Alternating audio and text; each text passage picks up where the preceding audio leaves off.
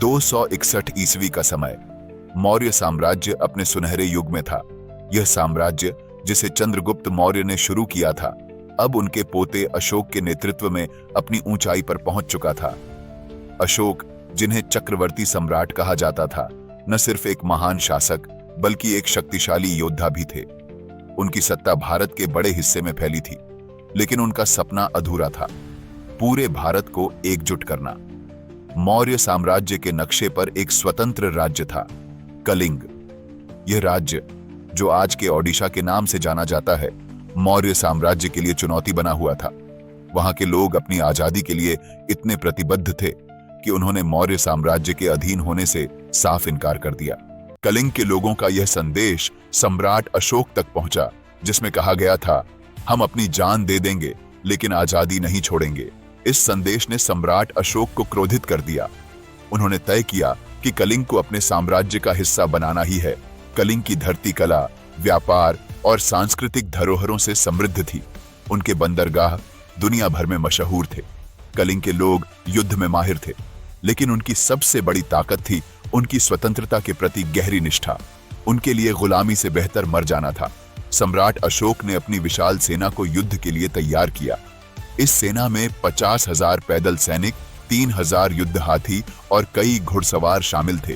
दूसरी ओर कलिंग के पास इतने संसाधन नहीं थे। युद्ध का बिगुल बज चुका था। मौर्य सम्राट अशोक की विशाल सेना ने कलिंग पर चढ़ाई की। मौर्य सेना का मुख्य लक्ष्य था कलिंग की राजधानी तोशाली। कलिंग की ओर से न केवल योद्धा बल्कि सामान्य लोग, किसान और यहां तक कि महिलाएं भी युद्ध के मैदान में कूद पड़ी। यह केवल एक भूभाग की रक्षा का युद्ध नहीं था, यह उनके सम्मान और स्वतंत्रता की रक्षा का युद्ध था।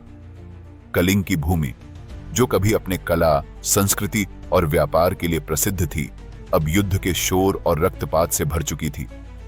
जगह जगह से तलवारों की टकराहट सुनाई दे रही थी। चारों ओर केवल खून, आंसू और भय का दृश्य था। कलिंग के लोगों ने पहले ही दिन अपनी बहादुरी की अमिट छाप छोड़ी। कलिंग के योद्धाओं ने पहाड़ियों, जंगलों और नदियों को अपनी ढाल बनाकर मौर्य सेना को कई जगहों पर रोक दिया। वे हर मोर्चे पर डटे हुए थे और उनकी आंखों में अपने राज्य को बचाने का जज्बा स्पष्ट दिखाई दे रहा था। सम्राट अशोक ने अपनी सेना को कई भागों में विभाजित कर अलग अलग दिशाओं से हमला करवाया।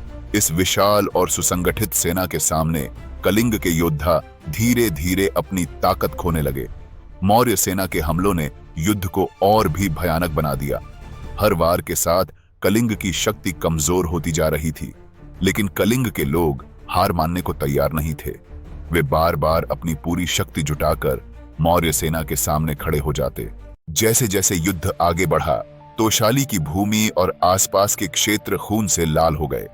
आखिरकार मौर्य सेना ने युद्ध जीत लिया, लेकिन यह जीत इतनी भयंकर थी कि सम्राट अशोक के लिए इसका स्वाद बेहद कड़वा हो गया। इस युद्ध में 1 लाख से ज्यादा लोग मारे गए, 1.5 लाख लोग बंदी बना लिए गए और लाखों लोग बेघर हो गए। कलिंग की धरती पर केवल खून, आंसू और विनाश के निशान बाकी रह गए। अशोक ने जब इस भयानक विनाश को देखा तो उनका दिल भीतर से टूट गया। उनके सामने सिर्फ जलती चिताओं का धुआं, रोती हुई महिलाएं और बेसहारा बच्चे थे।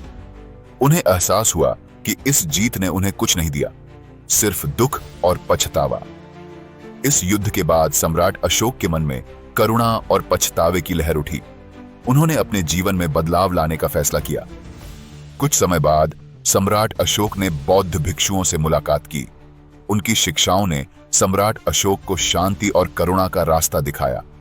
उन्होंने बौद्ध धर्म को अपना लिया और अपने बाकी जीवन को अहिंसा, दया और शांति के प्रचार में समर्पित कर दिया।